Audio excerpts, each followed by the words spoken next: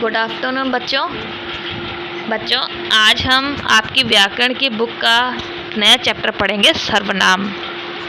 इसको आपने पिछली कक्षाओं में पढ़ रखा होगा, आप सभी इसके बारे में अच्छे से जानते हैं। तो आज हम सर्वनाम क्या होता है और इसके कितने भेद होते हैं, इस सब के बारे में आज हम पढ़ेंगे।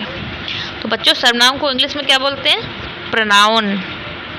तो बच्चों, सबसे पहले हम ये जानेंगे कि सर्वनाम शब्द का शाब्दिक अर्थ क्या होता है। ठीक है, तो बच्चों, जो सर्वनाम शब्द है ये दो शब्दों से मिलकर बना है, सर्व और नाम। तो सर्व का अर्थ क्या होता है? सभी, और नाम का अर्थ होता है नाम।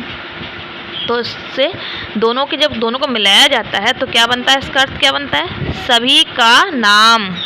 अर्थात सभी के नाम के स्थान पर जिन शब्दों का प्रयोग किया जाता है उन्हें सर्वनाम कहते हैं।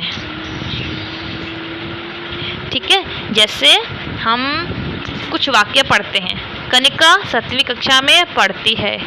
कनिका के भाई का नाम सुगंध है।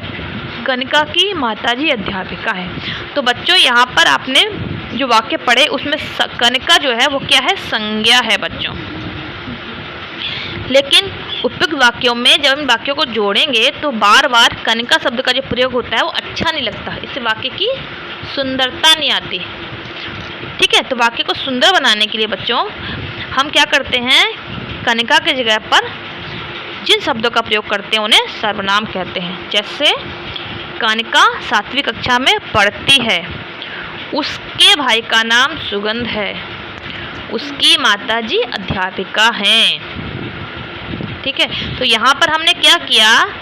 हमने यहाँ पर कनिका के स्थान पर उसके, उसकी और उसकी इन शब्दों का प्रयोग किया। तो यही जो शब्द हैं बच्चों ये क्या कहलाएंगे? सर्वनाम शब्द कहलाते हैं। अब अगर हम परिभाषा देखें बच्चों तो संज्ञा की क्या परिभाषा होती है? आप सभी पिछली क्लास में पढ़ रखी होगी। संज्ञा के स्थान पर जिन शब्दों का प्रयोग किया जाता है उन्हें सर्वनाम कहते हैं। क्या बच्चों?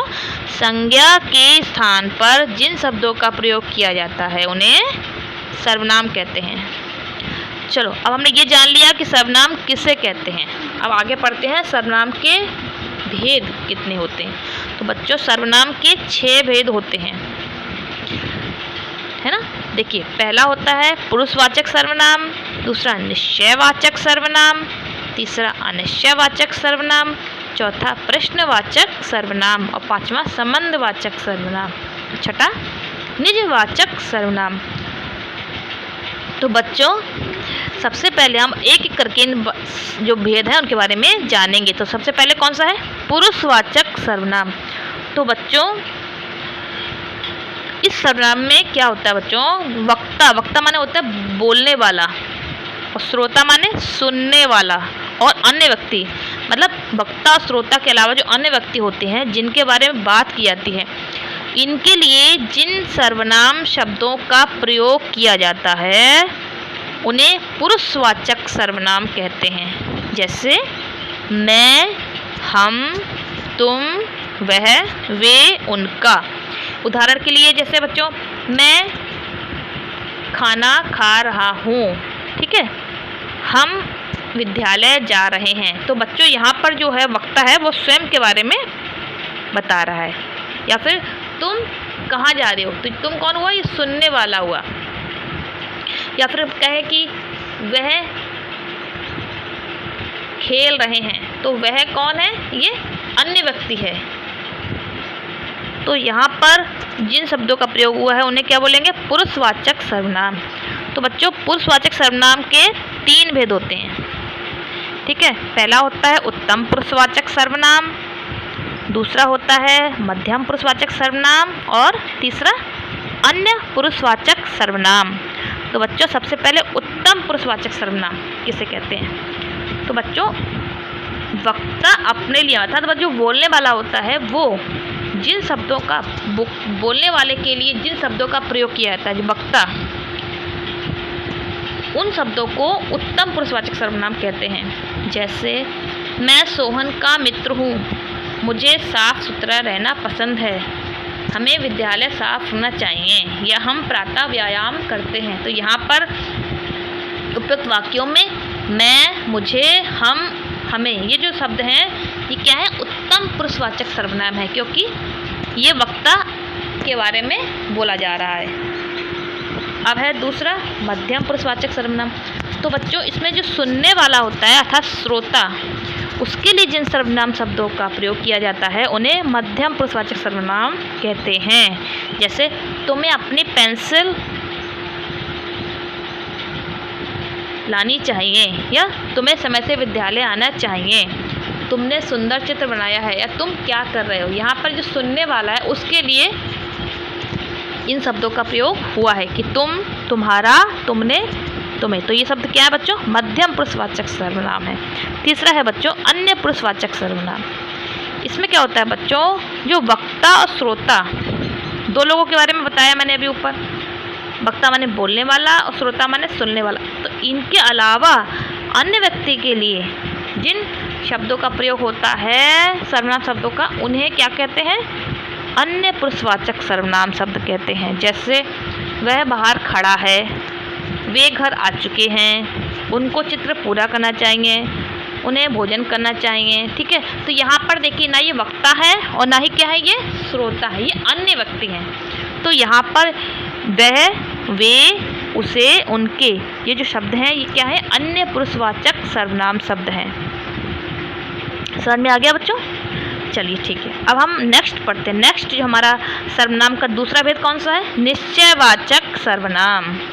तो बच्चों वे सर्वनाम जो किसी निश्चित व्यक्ति या वस्तु की ओर संकेत करते हैं उन्हें क्या बोलते हैं, निश्चयवाचक सर्वनाम शब्द कहते हैं। मतलब जो किसी निश्चित व्यक्ति के लिए संकेत करते हैं उन्हें निश्चयवाचक सर्वनाम कहते हैं। जैसे वह लेख लिख रहा है, वे काम पर जा चुके हैं, आप इस विद्यालय के प्रवक्ता हैं, या यह तुम्हारी पुस्तक है।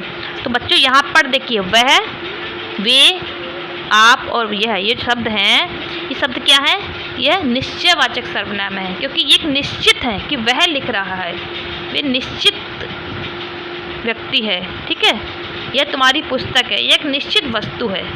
तो यहाँ पर क्या है, ये निश्चयवाचक सर्वनाम बच्चों। उसके बाद तीसरा है हमारा भेद अनिश्चयवाचक सर्वनाम।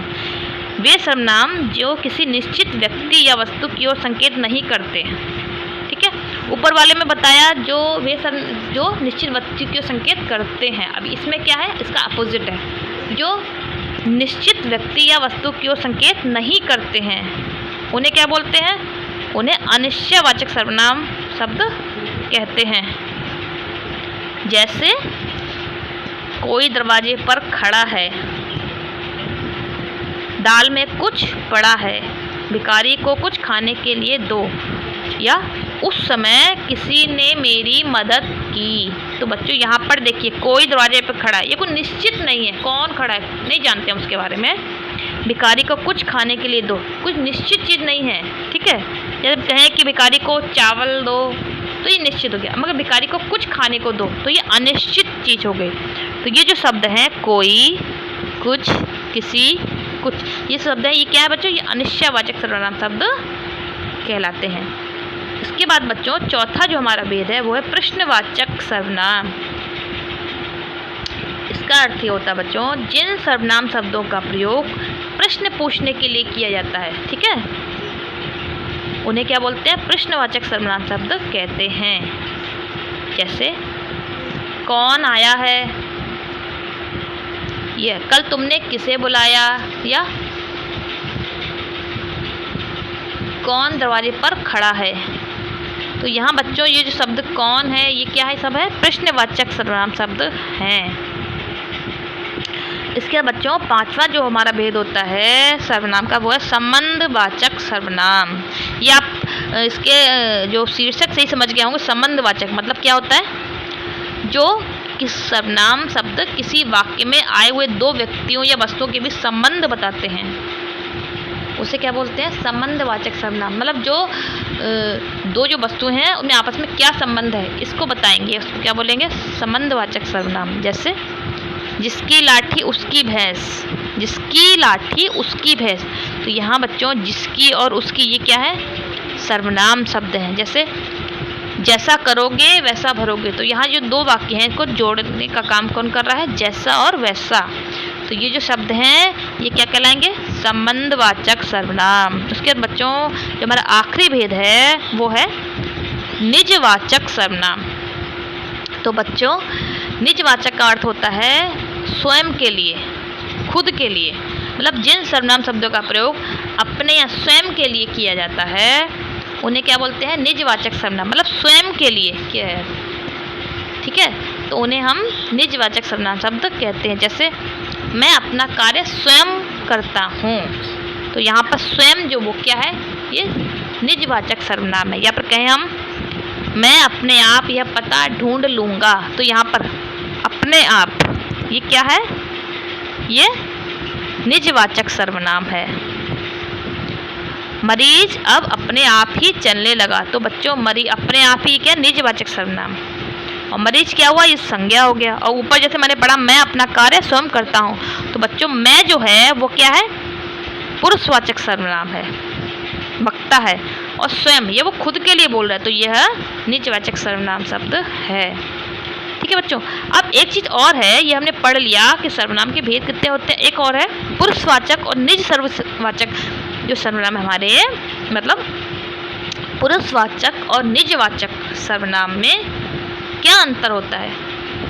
देखिए दो, ये आप शब्द जो होता है वो पुरुषवाचक सर्वनाम में भी प्रयोग होता है और निजवाचक सर्वनाम में भी प्रयोग होता है। जैसे मैंने अभी आपको ऊपर बताया कि मैं अपने आप ये पता ढूंढ लूँगा, ठीक है। तो उन दोनों में अंतर क्या है, ये कैसे पहचानेंगे? तो बच्चों देखिए इन दोनों में बहुत ही सूक्ष्म अंतर होता है। जैसे मान लो हमारे पास वाक्य है आप यहाँ कब से खड़े हैं, तो बच्चों यहाँ पर जो आप शब्द का प्रयोग किया गया है वो सुनने वाले के लिए किया है, श्रोता के लिए किया गया है, ठीक है। आप यहाँ कब से खड़े हैं, तो आप कौन है? श्रोता है। तो यहाँ पर क्या होगा? यहाँ पर मध्यम पुरुषवाचक सर्वनाम शब्द होगा। लेकिन अगर हम कहें अब मरीज अपने आप चलने लगा, अब मरीज अपने आप चलने लगा, या मैं अपने आप पढ़ाई करता हूँ, तो बच्चों यहाँ पर जो अपने आप शब्द का प्रयोग हुआ है वो वक्ता ने स्वयं के लिए किया है, तो इसलिए अपने आप क्या हो गया? ये निजवाचक सर्वनाम शब्द हो गया बच्चों, ठीक है। अब बच्चों ये जो देखिए, ये मैंने आपको ऊपर बताया कि पुरुषवाचक सर्वनाम शब्द में 3 भेद होते हैं, ठीक है। उत्तम पुरुषवाचक सर्वनाम, मध्यम पुरुषवाचक सर्वनाम और निज, तीसरा क्या होता है? अन्य पुरुषवाचक सर्वनाम। तो बच्चों देखिए उत्तम पुरुषवाचक सर्वनाम में क्या होता है? देखिए ये कारक है, कर्ता, इसका एक वचन क्या होगा? मैं, मैंने, बहुवचन हम, हमने। कर्म का क्या है? मुझे, मुझको, हमें, हमको। करण मुझसे, मेरे द्वारा, हमसे, हमारे द्वारा, ठीक है बच्चों। उसके बाद देखिए संप्रदान कारक का क्या है? मुझको, मेरे लिए, हमारे लिए। अपादान कारक मुझसे, हमसे। संबंध मेरा, मेरी, मेरे। बहुवचन क्या है? हमारा, हमारी, हमारे। अधिकरण मुझसे, मुझ पर, हमने, हम पर, ठीक है बच्चों। इसी प्रकार ये तू है, मतलब ये मध्यम पुरुषवाचक सर्वनाम के कारक के कौन कौन से उदाहरण होते हैं? देखिए तू, तुम, तुमने, और बहुवचन क्या? तुम लोग, तुम लोगों ने। इसी प्रकार बच्चों देखिए ये हो गया अन्य पुरुषवाचक सर्वनाम। कर्ता क्या है? वह, उसने, और बहुवचन क्या है? वे, उन्होंने। एक वचन उसे, उसको, उन्हें, उनको। इसी प्रकार बच्चों देखिए अब यह है संबंधवाचक सर्वनाम, ठीक है। जो, जिसने, जिन्होंने, ये बच्चे संबंध, दो वाक्यों या दो वस्तुओं के बीच में, दो व्यक्तियों के बीच में संबंध जोड़ा जाता है तो इन शब्दों का प्रयोग किया जाता है। जैसे जो, जिसने, बहुवचन में जिन्होंने, जिसे, जिसको, जिन्हें, जिससे, जिनसे, जिसके लिए, जिनके लिए, जिससे, जिनसे, ठीक है बच्चों। इन सबको आप पढ़िए बच्चों। उसके बाद बच्चों ये निश्चयवाचक सर्वनाम है, जो किसी निश्चित वस्तु या व्यक्ति की ओर संकेत करते हैं। जैसे यह, इसने, ये, इन्होंने, इसे, इसको, इन्हें, इनको, इसे, इनसे, इसके लिए, इनके लिए, इससे, ये निश्चित व्यक्ति वस्तु के लिए। फिर बच्चों अनिश्चयवाचक, जो अनिश्चित वस्तु या व्यक्ति की, जो निश्चित व्यक्ति या वस्तु की संकेत नहीं करते, जैसे कोई, किसी ने, किन्होंने, किसी को, किन्हीं को, किसी से, किन्हीं से, किसी के लिए, किन्हीं के। ठीक है बच्चों, या पढ़िए उसके बच्चों। फिर है प्रश्नवाचक सर्वनाम। यहाँ बच्चों देखिए कर्ता क्या है, प्रश्नवाचक में कैसे होता है, कौन, किसने एक वचन में, बहुवचन में किन्होंने, फिर किसे, किसको, किन्हें, किनको, किससे, किनके लिए, किसके लिए, किनके लिए, किससे, किनसे, किसका, ने, के की, किनका, के की, किस में, पर और किन में। ठीक है बच्चों, एक और चीज़ बच्चों विशेष तौर से है, ध्यान रखिएगा, सर्वनाम शब्दों में संबोधन कारक नहीं होता है बच्चों। सर्वनाम जो शब्द होते हैं इसमें जब मैंने ऊपर पढ़ा है देखिए, कर्ता, कर्म, कर्ता ने, कर्म को, करण से। हमारे जो हिंदी में कितने हैं, 8 बच्चों, 8 कारक हैं। ठीक है, तो हमारे सर्वनाम में जो 7 कारक हैं वो हमारे प्रयोग होते हैं, जैसे कर्ता ने, कर्म को, करण से, संप्रदान के लिए, अपादान से, संबंध का, की के। लेकिन बच्चों आखिरी जो होता है संबोधन कारक, ये सर्वनाम शब्दों में नहीं होता है। सर्वनाम शब्दों का स्त्रीलिंग और पुल्लिंग दोनों लिंगों में एक ही रूप होता है। ठीक है, इसमें स्त्रीलिंग और पुल्लिंग में भेद नहीं होता है। क्रिया के आधार पर हम लिंग का निर्धारण करते हैं, जैसे हम कहेंगे वह खाना खा रहा है, ये क्या हो गया, पुल्लिंग हो गया। या फिर वह खाना खा रही है, तो ये क्या हो गया, स्त्रीलिंग। यहाँ पे खा रही है जो के कारण क्रिया रही है तो ये स्त्रीलिंग है, और रहा है तो पुल्लिंग है। तो यहाँ पर क्रिया के आधार पर हम लिंग का निर्धारण करते हैं। वैसे सर्वनाम शब्दों में स्त्रीलिंग पुल्लिंग में कोई अंतर नहीं होता है। ठीक है बच्चों, अभी अगर आपको कुछ भी समझ में नहीं आया है तो आप इस पाठ को दोबारा से अच्छे से पढ़िए। जब पढ़ेंगे तभी आपको ये पाठ समझ में आएगा, और कुछ अगर समझ में नहीं आया तो आप मुझसे पूछिए। ठीक है बच्चों।